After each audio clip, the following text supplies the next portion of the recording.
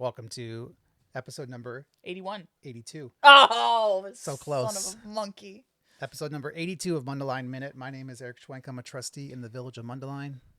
I'm Kara Lambert, also a trustee in Mundelein. And this is my house, cameras, microphone, no taxpayer dollars in the creation and distribution of the podcast. All right, a little disclaimer.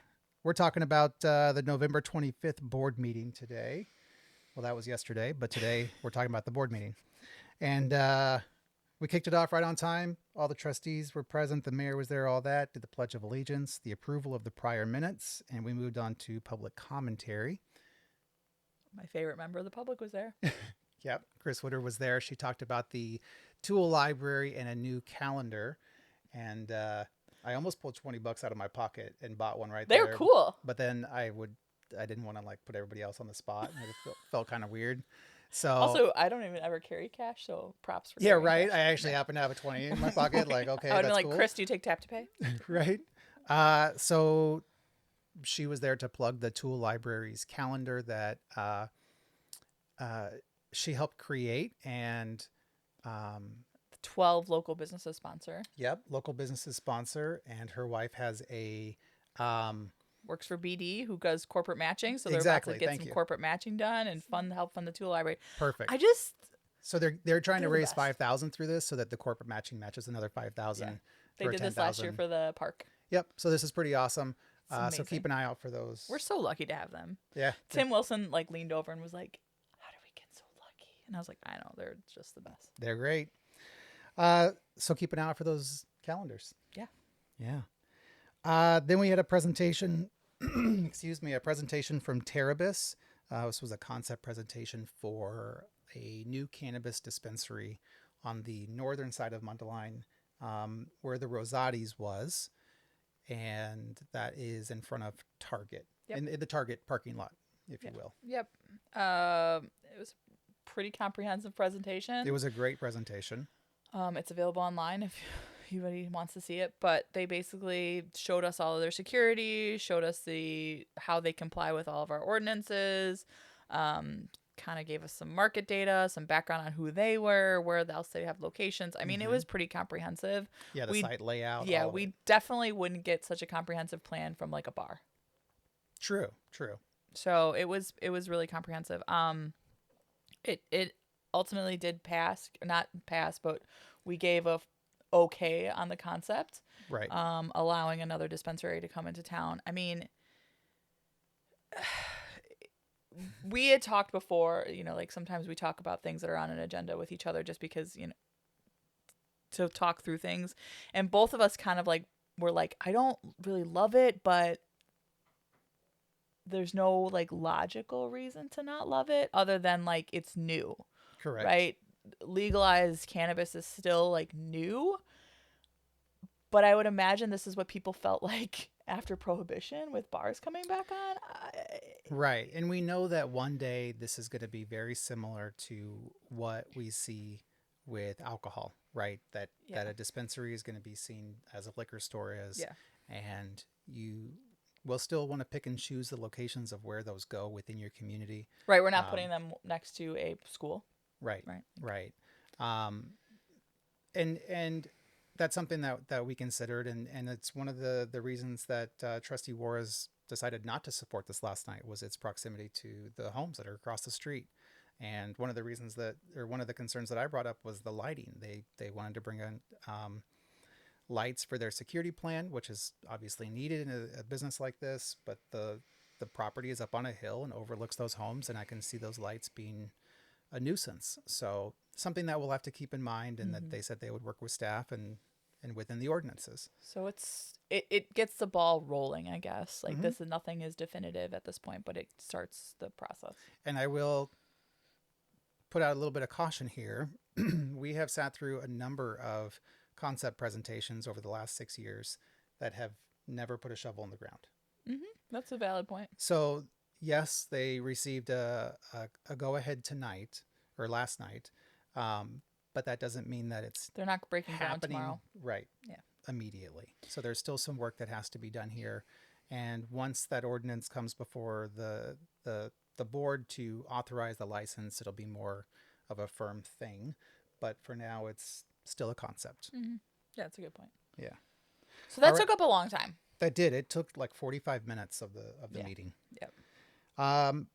Public hearings, there were none. Under the mayor's report, the mayor kicked it off with just talking about how he's not running for re-election after 3 terms. So 12 years as mayor, and then a term or 2 As before trustee, yeah. as trustee. So he's served the village for a long time. And then we canceled the December 23rd board meeting, and I'll be honest. You okay with that? So look, in the past, I have voted no on these because Because I think annoying. because I'm annoying, and because I think it's important for us to be there. But I also recognize that it's a holiday week, and that our staff likes to take vacations too and spend time with their family. The audacity. And right, Unbelievable. just kidding, staff. And requiring them all to be there, or even if we don't, then we don't have the people there that will, or even to like prep an agenda, to prep an agenda, or if we have questions, there may not be people there to answer them. And in all honesty, it's okay for the village administrator to authorize those bills, even though they all come back before us the following. Yeah, we still see them. We still have to approve them. We still have to ratify them. Exactly. So it's kind of a long-standing practice. We still schedule the meeting. It can, if something happens, something crazy. One of the ones that I voted no on was about cannabis. Yep. And Rise. We may have needed to have that meeting. Correct. If things didn't get done. Yeah. So, but ultimately I was outnumbered then too. The meeting always has been Sucks canceled. to lose, man. Sucks to lose. More on that later. Oh, amendment to a parking ordinance. There we go. Let's talk about us being losers again. So there was a resident who had concerns about parking on East Park Street and about the new apartments. We talked about that, I think, in a previous episode. Yep. And that the apartments on Morrison Park could lead to further parking on East Park Street. Yeah. And then Time Art brought some concerns about trucks entering and exiting their loading dock area, and they asked for a no parking on a certain about 100 feet of space of the curb to ensure that a truck can get in and out without hitting cars. That seems logical to me. Included in this request last night, or this amendment ordinance, was Morris, and the section of Morris between Park and 176 where Time Art is, and the residential on the other side. And what the police department found out in their study is that it's signed right now for no parking on one side, and it's signed for no parking between 7 p.m. and 7 a.m. on the other. There's no ordinances attached to that. Those signs just showed up. Yeah. And I don't know whether they've been enforcing them or not. That's a whole nother question. So they wanted to just match the ordinance to those signs. And I brought up that I have some concerns. There's been a lot of discussion about parking in the downtown. And this is 2 blocks away from restaurants and a future restaurant that's coming to Mundelein. And there's a need for parking in the downtown. And we hear that quite often.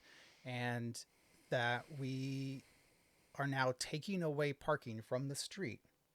And there was concern that the residents in the apartments may use that space. But again, that's parking on the street. And it's the same as any other property within the village. They pay taxes too. They should be able to park. So anywhere else in the village where we have 24-foot streets. This point you brought up last night. I was like, oh. Anywhere that there's 24-foot streets, and we actually have measured every street in the village so that fire trucks can fit through if there's cars parked. So on 24-foot streets, parking is limited to one side. And we're doing that here, but we're just not allowing overnight parking on that one spot. So it just didn't make any sense to me. It didn't align with, like, it's like, why did we go through the trouble of doing this huge, massive parking study if we're not going to, like, play by the rules of it? Correct. And I had some concerns that I brought this up, and the police chief didn't have answers, the mayor didn't have answers, and the village administrator didn't have answers. No one could answer why. Nobody knew why we were doing this, yet 4 trustees voted to do it. So alas, we lost. Kind of blows my mind. Eric was heated last night. I was annoyed. And his house got really clean when he got home from this meeting. Rage cleaning. So Kara and I voted no, and I actually, so going into the meeting, I was like not, because I had asked another trustee why we were doing it, and again didn't get like a really good answer, and so I was like, I don't know, I guess I'll just go along with it until you brought up that point of like it goes against our parking like kind of not ordinance but like standard, I guess, like what we use to set parking standard, and I was like, that is annoying because we spent all this time and resource to do this huge comprehensive study, and then we're not going to even follow by our own rules. correct. So when you brought that up, I was like, oh, that's such a good point. That is such a good Yeah. point. So that is proof last night that you may study your facts before a meeting, but another trustee says something and brings up a point and your vote changes. Right. And this is one of those things I learned a long time ago when people will be like, "Oh, well, what do you think, or how are you going to vote on something?" And Oh. we'll get asked that, and I try not to make any You're not supposed to, right? You're not supposed to make any promises of how you're going to vote Right. or whatever, because I may hear something at like literally the last minute before the vote happens, and it may sway me. Yeah. That's the whole point of having a discussion during a motion, is to hear from the other trustees. Yeah. So good job being persuasive. I got one. Darn it. All right. So then we changed the fire truck preservation committee ordinance. So Yes. we made it easier to be a member. So now if you are a retiree from the village of Mundelein, You can be a member. you don't have to live within the village, but just a retiree from the village. We Yeah. added on to who can serve, which is great. All right, trustee reports. So community and economic development. Talking about cannabis. Talking about cannabis again. Rise came back and asked for an expansion of on-premises consumption lounge. So they have one today. They're adding another as their request, and they got it. This is something that's been there for almost longer. 2 years? 2 years. I was going to say longer than a year. Yeah. No issues have arisen from it. So Correct. No issues. They have not come before us for any violations. yeah, we were talking about that earlier, that we allow liquor licenses often, and we have seen a record number of liquor violations in the last 2 years, and we've yet not gotten all of the things to see a cannabis violation. Correct. And the state, the other presentation last night really hit on that the state audits all of these dispensaries monthly, and that's IDFPR, the financial and professional regulations, and then the Illinois State Police as well. So they are constantly being audited. They are very well aware that they're being scrutinized, and that keeps them On the straight and narrow. very much so. There's just no incentive for them to like mess that up. Correct. Right. Yeah. So they've been a good partner to the village, and they were granted this extra I'd be space for intrigued to know if there's on-premises. been any violations throughout the state on cannabis. I'm sure there has been. I mean, just the quantity of. Could you start number. researching that as the nerd you are? Thanks. Yes, ma'am. More on that later. All right, and then we heard from the Flaherty. Come on. None of you guys can say I this. can't say it. Flaherty? Flaherty. Thank you. And Collins Townhouse Tim Ordinance. Wilson calls it Flannery. Flaherty. So none of you get it right.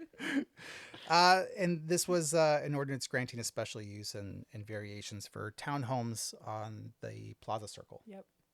Yeah. So that more to come on that development. We've talked about it in the past, and they did a concept presentation, and still moving forward. All right, and then Public Works, there was the Allenson Road Water Main Improvement Project. So that was $48,654 for a change order there. And then governing body bill approvals. So our main governing body bills was $641,154.16. And then AT&T was around $2,500 or so. I'm not going to read off every single dollar amount there. Public safety? We didn't have anything. Nope. Just the blood drive coming up on December 7th. Or as Tim Wilson called it, the triple threat day. The triple threat, yeah. You can go donate blood. Yep. What was the second? Drop off a toy for Toys for Tots. Yep. And then go to the tree lighting. And the tree lighting. That's Winter, right. /Winterfest. Appointments are recommended for blood. Yes, the other two you don't need appointments for. That's true. Nothing for building, nothing for transportation and infrastructure, no other reports. And in the omnibus vote list, we released executive session minutes and destroyed some tapes of those meetings, and then paid Green Development an annual TIF payment. We went into executive session at 8:15. So it was about 30 minutes to conduct the rest of the meeting as Aside opposed from to Terrabis, yeah. 45 minutes for Terrabis. Um, yeah, that was it. No action after executive session. Nope, that was it. What else you got? Nothing. That's it. Have a good Thanksgiving. Yeah, have a great Thanksgiving, and we'll see you in the next episode. Thanks. Bye.